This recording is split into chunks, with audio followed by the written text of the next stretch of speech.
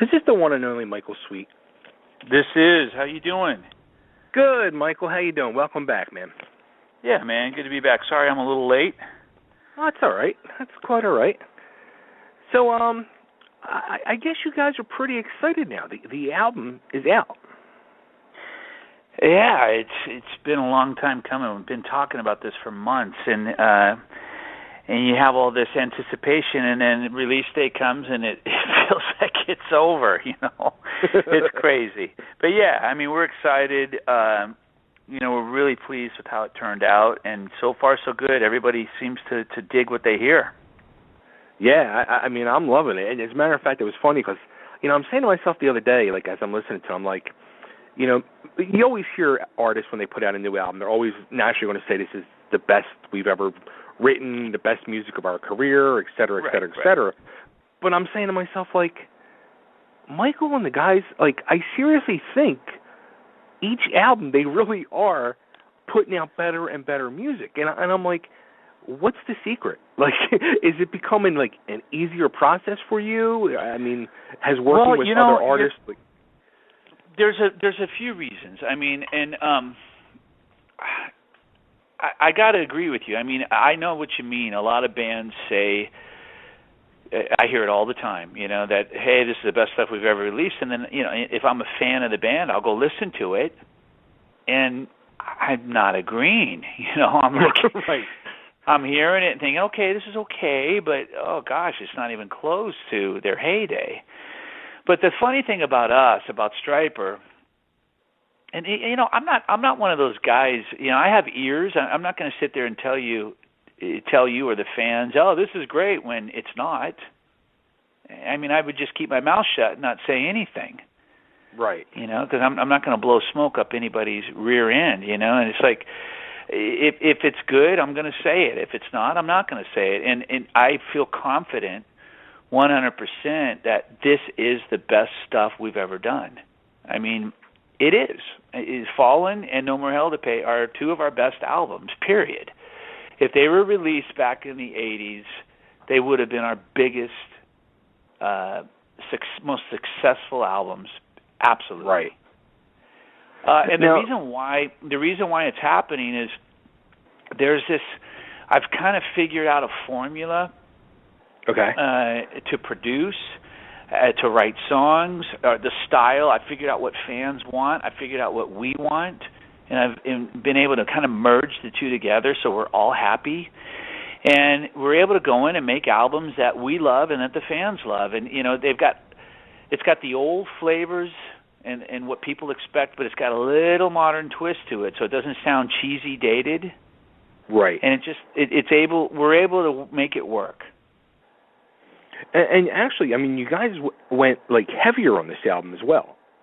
We did. We went heavier. I mean, it's about as heavy as we're going to get. We're never going to try to be something we're not. We're not a thrash metal band. We're not Slayer. Right. We're never going to try to be Slayer. But Stryper does like heavy. We grew up with heavy stuff. We have a heavy side. We really showcased that with our first few albums. Mm-hmm. Obviously, and we've kind of come back to that full circle with the past two albums. Now with the new album and the newer catalog of music, I'm sure that stuff also becomes like your favorite stuff, or you enjoy playing it more because it's newer, it's fresh to you. But is there any of the older stuff that, like, I always remember hearing Joe Elliott talk about the first Def Leppard album and saying he used to hate it. Is there anything of your back catalog that you kind of cringe when you hear it? Yeah, I mean, it's hard for me to listen to the Yellow and Black Attack, more so the remix of it. We did a remix and added a few songs, and I don't listen to that. I never will. It sounds atrocious, in my opinion. It's just swimming in reverb. There's no punch. There's no rawness. It's awful. And then there's a few songs over the years that are just, I don't feel at all. Right. Not a lot, but a few songs I just don't feel. The lyric, I remember singing the lyric. I talk about it in my book a little bit, but like there's a song called The Rain, And the lyric, when I was singing that song, I'm just kind of sitting there singing it, thinking, "Oh, this is just so cheesy."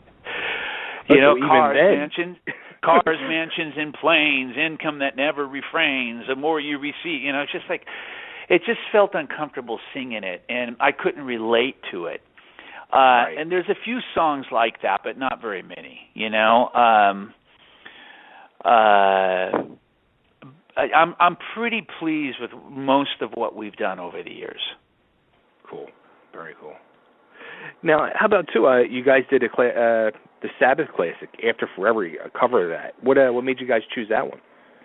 Well, Sabbath was a big influence of ours, more so of Oz's, but you know, of all of us, because we all used to play Sabbath songs and cover bands and whatnot. And I just felt like that was kind of a sleeper track and a perfectly tailored track for Stryper, perfectly made for us. I mean, the music fits right with their album, Everything on Fallen, and the lyrics are just absolutely ideal for what we do. Yeah, that's what I thought too. I was like, wow, this really just blends in with everything else. Yeah, it really does, and it just works so perfectly. And you know, it's about as Christian a song as you could get. Lyrically, I mean, you read those lyrics, and it's a little bit of a shocker to know that Black Sabbath recorded it. And the funny thing is, in all that is, it proves to me that Sabbath isn't what a lot of people think they are. Right. They think they're a satanic or a dark, evil band, blah blah blah. They're not. No, not at all. So something else too I noticed was in the new electric press kit.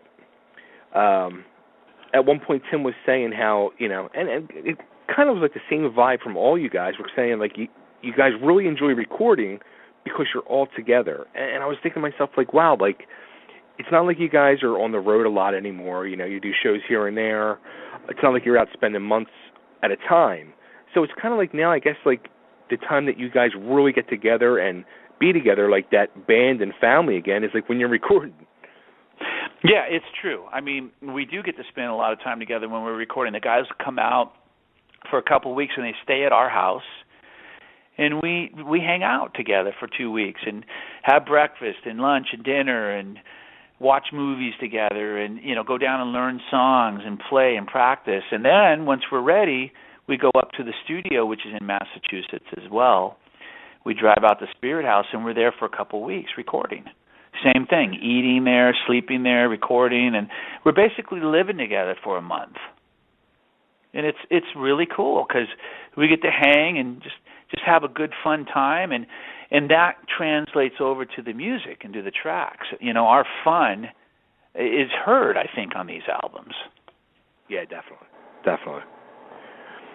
But I think people, it probably shocks people too. They're so used to the old style, I guess, of, you know, the bands being together so much, and it's really not like that anymore. It's not.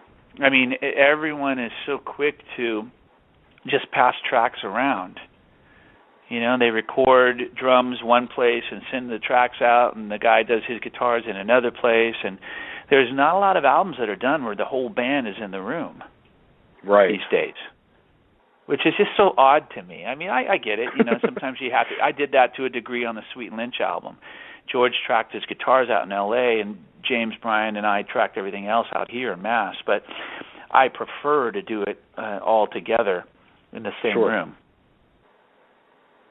Yeah, the whole the whole emailing thing, it still amazes me.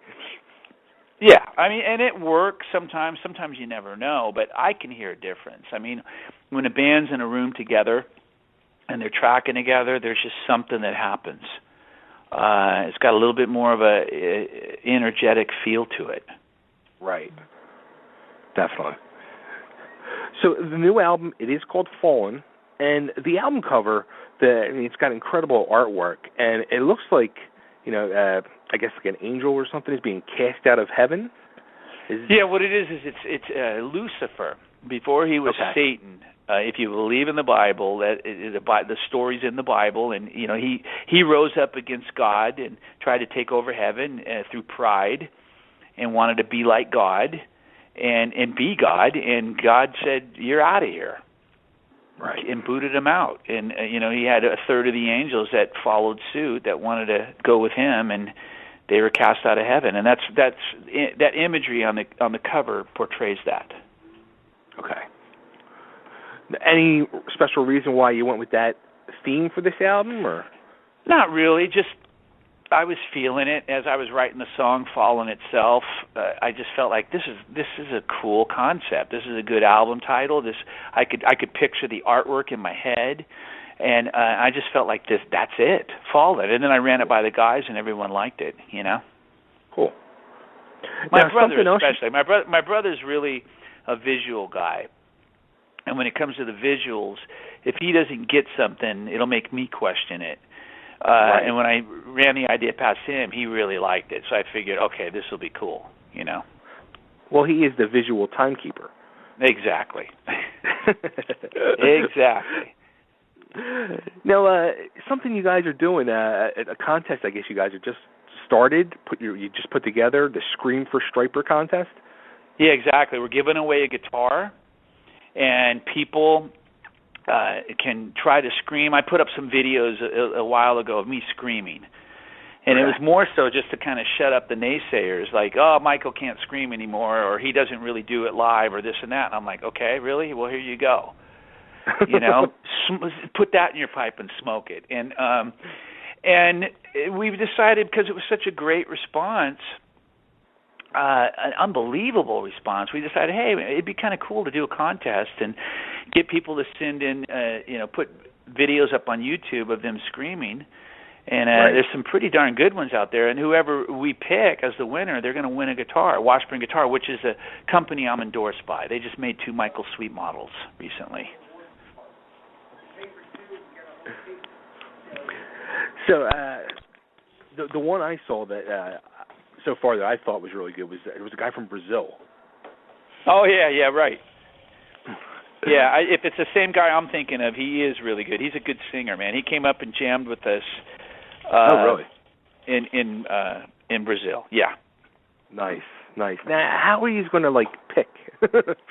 I have no idea. I mean, we'll go with the best one. You know, just whoever has great pitch and tone and power and can hold it. You know, we'll just find the best one and pick them. Nice. I can't wait to hear the winner. This should be interesting. Unless it's like a really cute kid or something, and they get the A for effort. You know, they could win too. Who knows? Now, do you see that a lot too? You always hear with Kiss, the parents are now bringing the little kids. Are you guys getting the same type of thing going on too? Oh yeah. I mean, we see so many young kids at our shows. It's unbelievable, incredible, and it just blows my mind to see that. It's awesome. I bring my daughters to shows, and I actually just brought my youngest one to her first real big show with Alice Cooper and crew a couple months ago, and she was completely blown away. So I think I converted her. That's awesome. Well, you know what? There's no denying. I don't care what age you are. If it's good, it's good. Right. You know, if you go see a show and it's just wow, you know, it's got that wow effect. I mean, it doesn't matter if you're young or old. You're gonna enjoy it. Absolutely. So going back with the writing and collaborating and all with other artists you've done and all, I was thinking to myself, I'm like, I wonder, because you came out, I guess, recently in an interview and said about Van Halen that you'd like to work with them to make them. And I was thinking to myself, let's spin it in a whole nother direction. Like, what if somebody like a Taylor Swift or a Justin Bieber came out to you and said, look, I really enjoy the music you're creating, and I want to go for a heavier edge on our new album. Would you be willing to work with us and help us write? Absolutely. I mean, I love to write, man, and I love to produce. And the thing about me is, you know, I'm an old school guy. I'm not writing, you know, modern screamo music or country. Or, you know, I've written some country songs, co-written, and I've dabbled in that. I grew up around country and all that. But my point is, I do what I do, and I hope I do it well. You know, and if someone ever wants that, you know, I'd love to work with them. And my comments about Van Halen is, I went on Blabbermouth. Sometimes I feel it's a mistake to even go there because of all the ridiculous comments that you see. But I stand by what I said. I mean, I don't care how well received the album was. You know, A Different Kind of Truth. I didn't like it. You know, and I'm a gigantic Van Halen fan. I'm like one of the biggest fans, man. That's all I listened to for years growing up. And I love Van Halen. And you know, I'm not disrespecting the guys by saying that. I just feel like, you know, when you take a bunch of old songs and rehash them, you know, that's cool, but there's just an energy and a fire that is gone that I feel is still hidden within all of them. And I know they have it in them to still put out some slamming album. And if and when they do that, everybody's going to agree with me and say, God, he was right.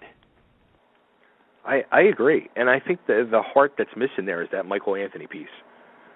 I think that's a big part of it. And you know, look, Wolfgang's really talented, and the reality is Eddie and Wolfgang have made their decisions, and they're father and son, and there's a bond there, and that may never happen. But Michael definitely added a lot to those vocals and the bass tone, the groove.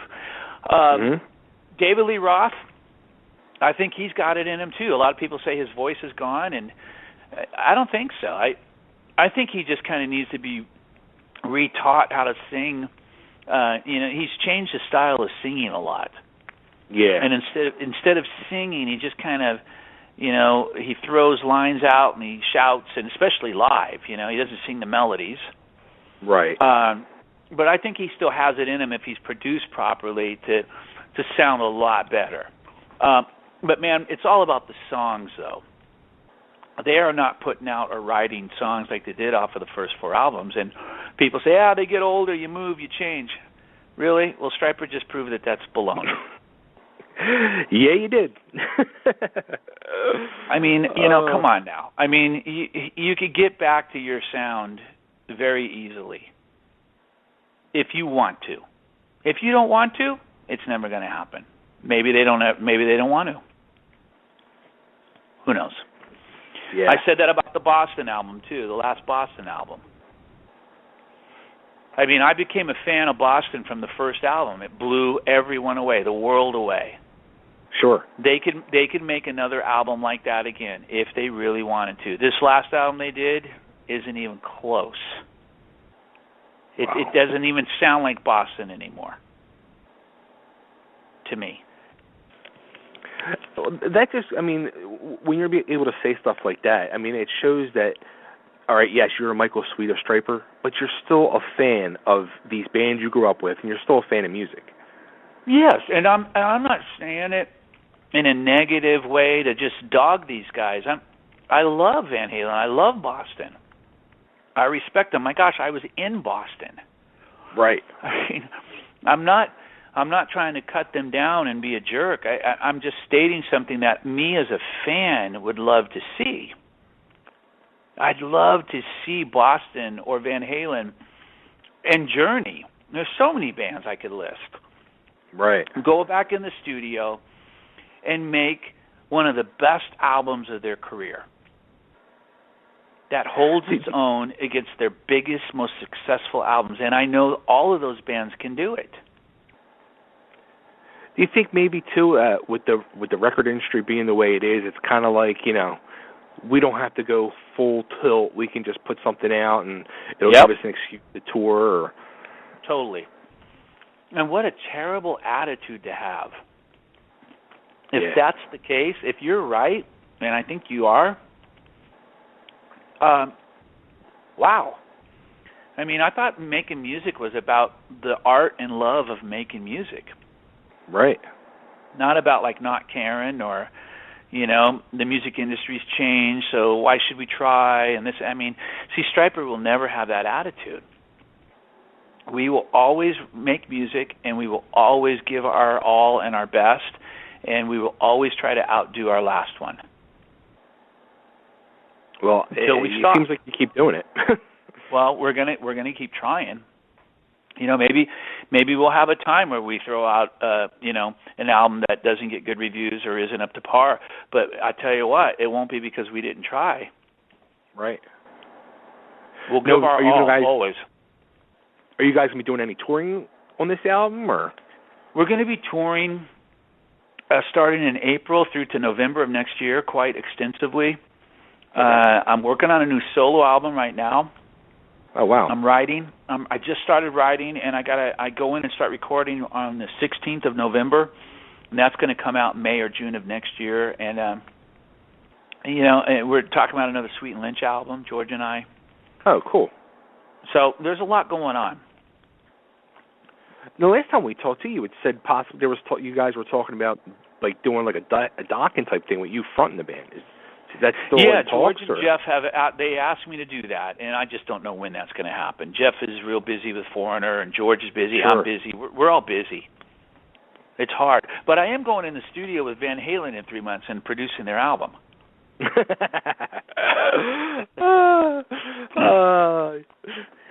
There you go. Well, we're going to title that one for Blabbermouth. You know, it would be really funny. I think it'd be hilarious if that actually came true. What would you do if you got the call like, "Hey, Eddie heard your comments and wants to sit and talk to you"? Well, there'd probably be dead silence on my end of the phone for about 10 minutes.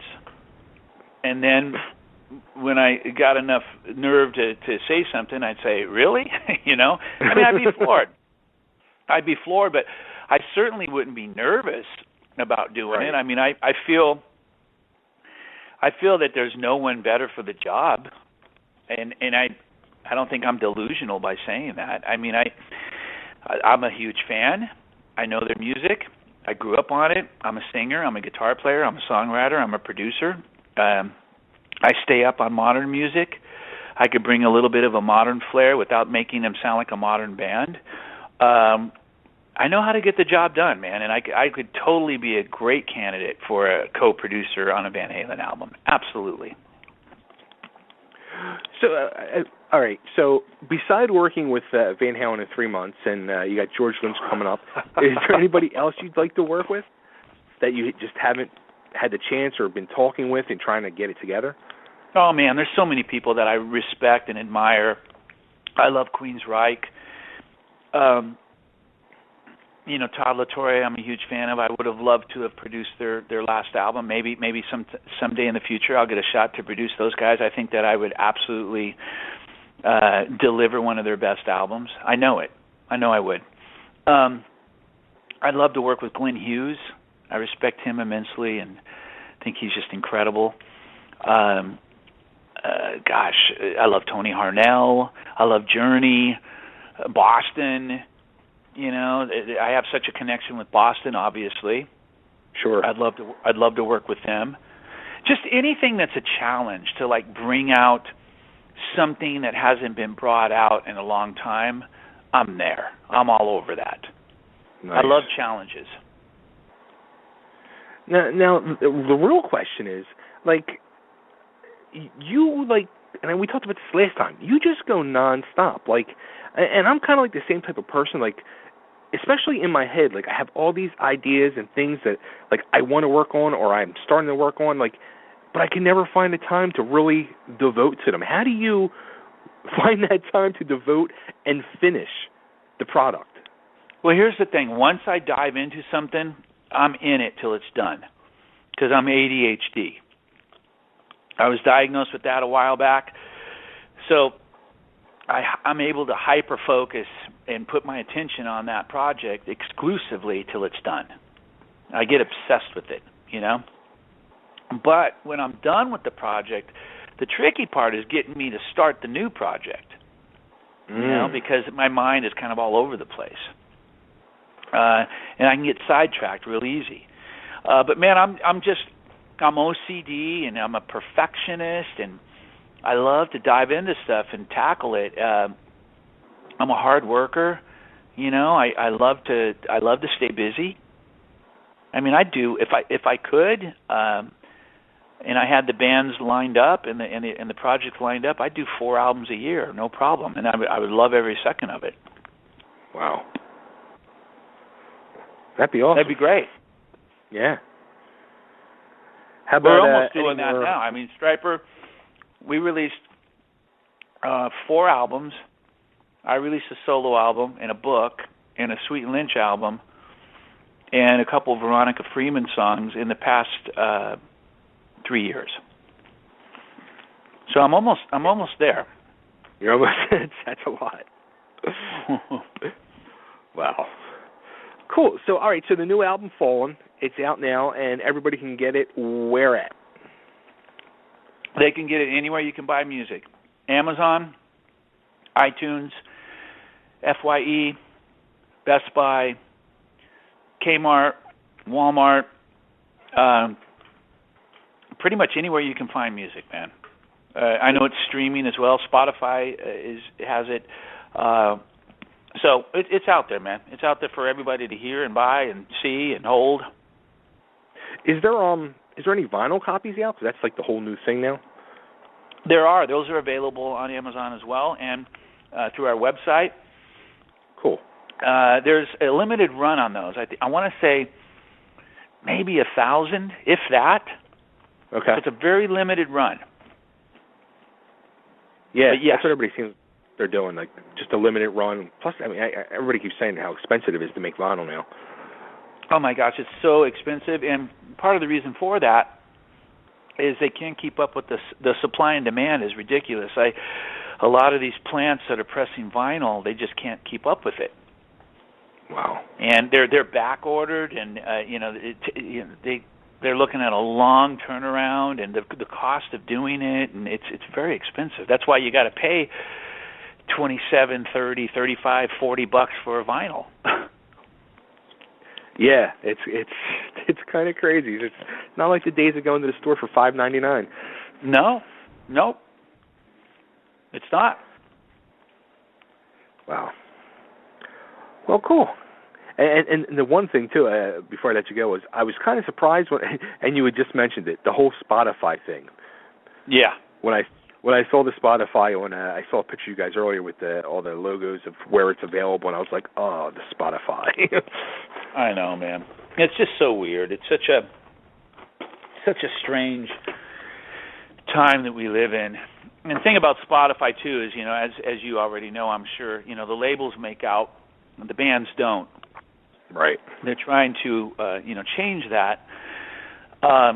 But, here the bands are the ones making it happen. It's their work, it's their art, their creativity, and it's being, basically auctioned off at a minimal price, and bands are making nothing. Right. And that's what everybody's doing. Everyone's streaming music and not buying it these days. And, I mean, that makes it real hard to go and record albums for bands. That's what makes it difficult. Yeah. Because it costs money. If you want to do it right, you're still going to go. Stryper spends, to go make an album, we probably spent, we get a larger budget, but we put a lot of it in our bank accounts. We might spend $30,000-$35,000 on an album. Wow.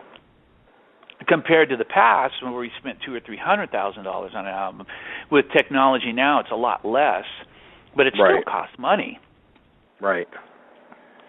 You invest $30,000, $35,000, $40,000, and then you sell 1,000 copies like some of these bands. You're not making it back. No. You're paying to play at that point. Pretty much. Crazy. I know. One other thing too, I just remembered too, was you were doing like a lot of guitar tutorials for songs off of this album, like as a promotional tool, I guess.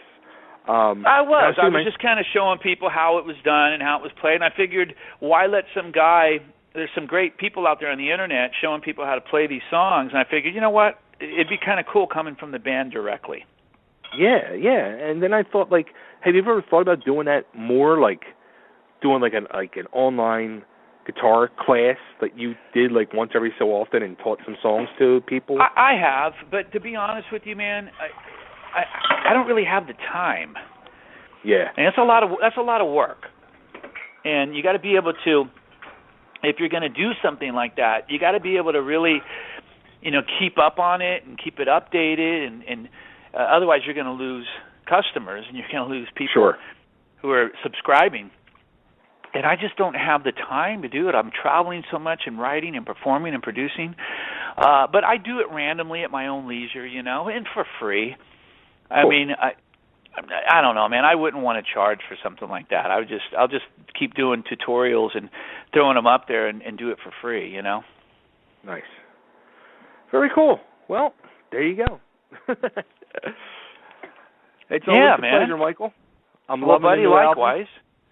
And hopefully you guys make it to Philly at some point. It's been too many years. We definitely will, man. We'll make it to Philly. We always do eventually, and when we do, be on the lookout for us and try to come see us. Definitely, I'm there. Okay, brother. All right, man. Always a pleasure, Mike. Take care, man. Take care, man. You too. Bye-bye. Bye.